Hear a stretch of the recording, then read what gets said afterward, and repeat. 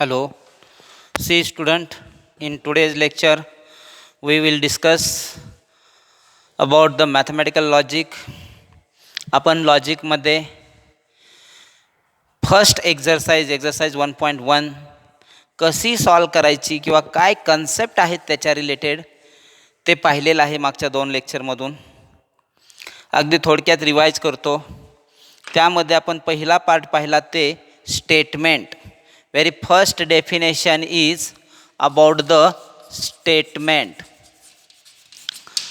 In logic, statements means what? Statement means it is a very simple sentence which is either true or false but not both at a time. आणि त्याची truth value म्हणजे either true or false. Out of that one thing is happening here. म्हणजे दोघापैकी एक झालंच पाहिजे. एक तर ते ट्रू तरी असावं किंवा ते फॉल्स तरी असावं. असं असेल तर त्या टाईपचं सेंटेन्स हे स्टेटमेंट असतं लॉजिकमध्ये. त्यालाच आपण स्टेटमेंट असं म्हणतो. आणि ते सिम्पल असावं, खूप कॉम्प्लिकेटेड, खूप मोठं असं नसावं. Okay. After that truth value of statement. तर पहा, यामध्ये ट्रूथ व्हॅल्यूसुद्धा T/F असे असते.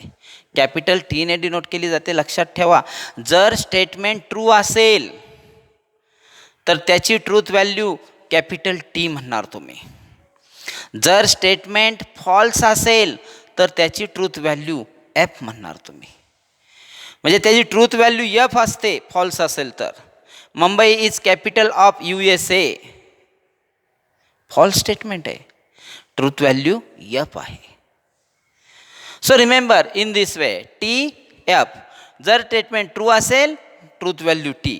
जर स्टेटमेंट फॉल्स असेल तर ट्रूथ व्हॅल्यू फॉल्स. हा एक पॉईंट आपण डिस्कस केला. Number 1, number 2 and then C, number 3. Number 3 we had seen that about that there are sentences which are not statement in logic. मग नॉट स्टेटमेंट ही एक not statements. मग not स्टेटमेंटमध्ये कोण कोण येतं? Number 1 open sentence. Open sentence म्हणजे काय? C, he, it अशा टाईपच्या लेटरने सुरू होणारे sentence. She is clever, he is handsome, it is blue. पण हे कोण आहेत हे माहीत नाही, ट्रूथ व्हॅल्यू सांगता येत नाही. अशा टाईपच्या ह्यांना सेंटेन्सला ओपन सेंटेन्स असं म्हणायचं. ओके. त्यानंतरनं all interrogative sentence.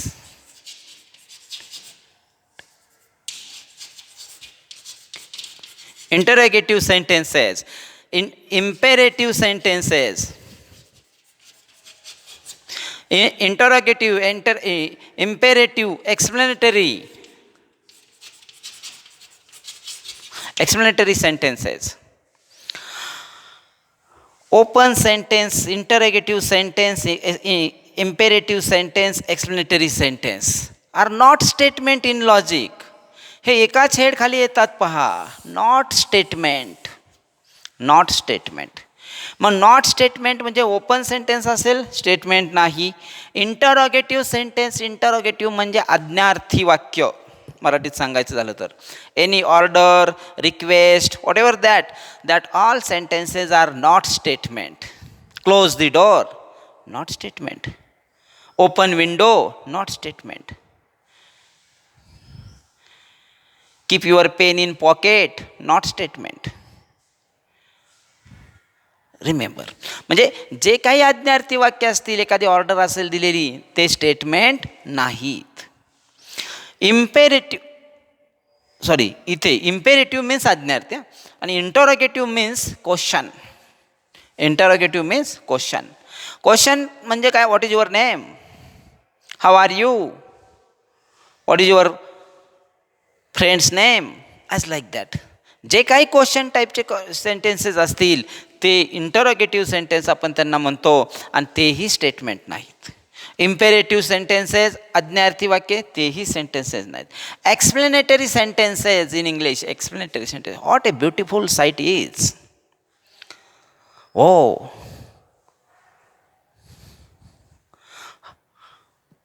so as like that, whatever there is a sentence, if it is explanatory then it is not sentence, not statement in logic. मग हे आपण पाहिलेलं आहे. मग आता इथे तुम्हाला डिसाइड स्टेटमेंट आहे का नाही, स्टेटमेंट असेल तर ट्रूथ व्हॅल्यू सांगा, हे सर्व काम तुम्हाला फर्स्ट एक्झरसाइजमध्ये करायचं आहे. अजून एक, all mathematical identities, well defined identities are statements. पहा number 3, all mathematical identities are also not statement. म्हणजे नॉट स्टेटमेंटमध्ये कोण कोण येत आहे ते पहा. Sorry it is statement. Well define असेल तर हा पार्ट वेगळा आहे, लक्षात घ्या. All mathematical identities are statement. हे स्टेटमेंट आहेत. हे कशामध्ये येतं? स्टेटमेंटमध्ये येतं. पण ते वेल डिफाईन्ड असावे लागतात. पहा एकदा, आणि मी सांगत आहे त्याचबरोबर ते लिहून पण घ्यायचं असतं. पहा, पहिल्यांदा मी सांगितलं स्टेटमेंट म्हणजे काय. जे काही सेंटेन्स ट्रू किंवा फॉल्स आहे हे सांगता येतं, दोन्हीपैकी एक त्याचं उत्तर देता येतं, अशा सेंटेन्सला तुम्ही स्टेटमेंट म्हणा लॉजिकमध्ये. जर एखादं statement, truth value of statement म्हणजे काय असतं, त्याचं आन्सर टी किंवा यफ असतं.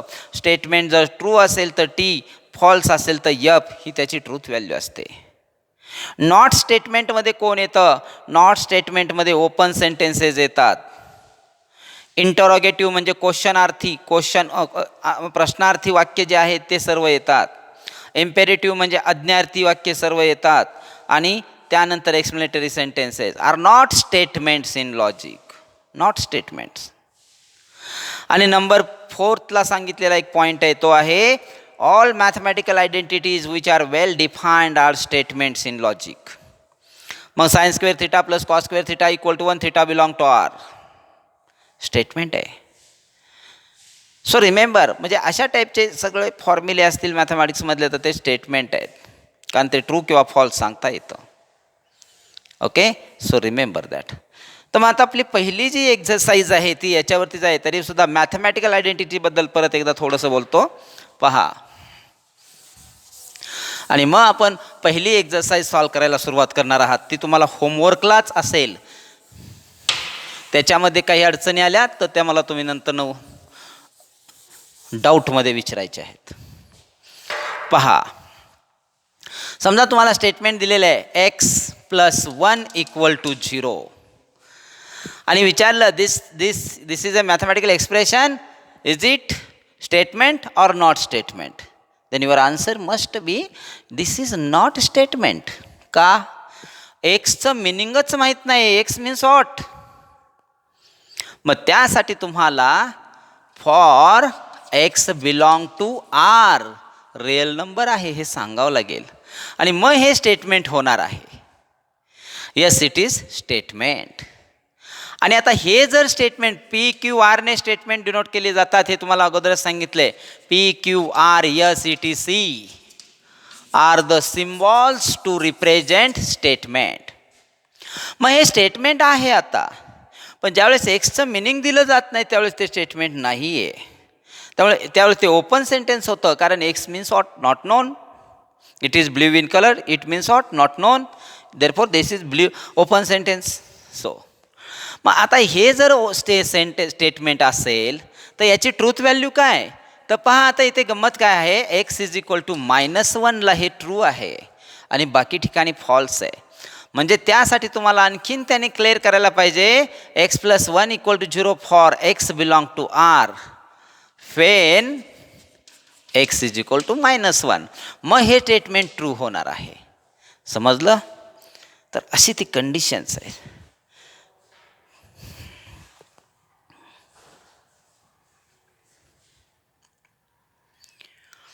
ओके, तर आता तुम्ही सर्वांनी आज होमवर्क हा पूर्ण करायचा आहे. एक्झरसाइज टेक्स्टबुकमधली फर्स्ट एक्झरसाइज सॉल्व करायची आहे की जी तुम्हाला मी ऑलरेडी सेंड केलेली आहे. नसेल तर परत पाठवतो. पहा, फर्स्ट एक्झरसाइजमध्ये तुम्हाला काय सांगितलेलं आहे त्याने. Exercise 1.1 state which of the following are statement justify in case of statement state truth value. म्हणजे तुम्हाला क्वेश्चन आहे, decide whether given sentence is statement or not statement. First question, if statement write truth value, if not statement justify it, means explain करा ते का नाही statement. पहा, इथे त्याने फर्स्ट दिलेलं आहे 5 + 4 = 13. 5 + 4 = 13. पहा, आत्ताच आपण डिस्कस केलं mathematical relation identities are statement. 5 number माहिती आहे, 4 नंबर माहिती आहे, करेक्ट आहे. ठीक आहे, तर हे स्टेटमेंट, हे जे रिलेशन एक्सप्रेशन दिलेलं आहे ते काय आहे, स्टेटमेंट. 1 मार्कसाठी क्वेश्चन असतो हा. आता त्याची ट्रूथ व्हॅल्यू काय असेल, 5 + 4 = 13. तुम्ही तर कोणी म्हणणार नाही आहे. आपल्याला माहिती आहे, ज्यांना चांगल्यापैकी नंबर ॲडिशन येते त्यांना माहिती आहे 5 + 4 काय असतं, 9 असतं. मग 9 आहे म्हणजे हे फॉल्स आहे, 13 कसा असेल. So this is false. मग हे सेंटेन्स जर फॉल्स असेल तर ट्रूथ व्हॅल्यू काय असणार आहे. Therefore truth value of P when this statement is P, जर पी असेल तर इज इक्वल टू एफ. हे त्याचा आन्सर. पहा,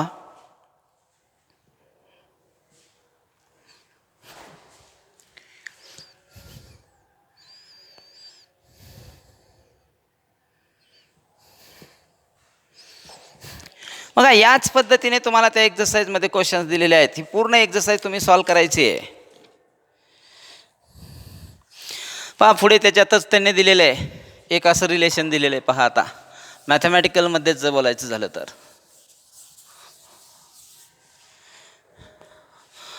x² = x. Let p is the given statement. x² = x. पण एक्सचं मिनिंगच दिलं नाही. x is not known. x काय आहे हेच माहीत नाही. मग x जर माहितीच नसेल तर हे झालं open sentence.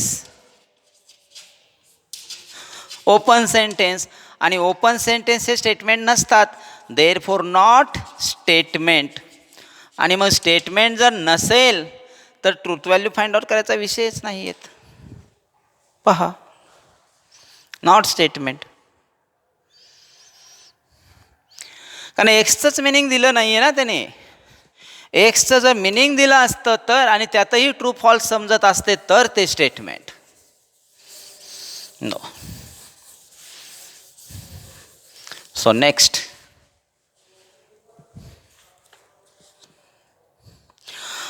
all real numbers are whole numbers. all real numbers are whole numbers असं सेंटेन्स आहे. all real numbers are whole numbers. आता हे आपण म्हणूयात लेट p = दिस स्टेटमेंट. पण आता इथे तुम्ही जर मॅथमॅटिकल विचार केला, yes this is statement, simple आहे, स्टेटमेंट आहे. पण all real numbers are whole numbers. Real नंबरचा सेट, होल नंबरचा सेट, रिअल नंबरचा सेट आर, होल नंबरचा सेट डब्ल्यू. तुम्हाला माहिती असेल डब्ल्यू इज डब्ल्यू हा जर सेट असेल तर हा सबसेट आहे कुणाचा, रिअल नंबरचा. मग all real number whole number कसे होतील, होणार नाही. म्हणून हे फॉल्स आहे. हे जे स्टेटमेंट आहे ते कसं आहे, फॉल्स. मग ट्रूथ व्हॅल्यू काय येणार आहे, therefore truth value of P is F हे त्याचा आन्सर. So remember that.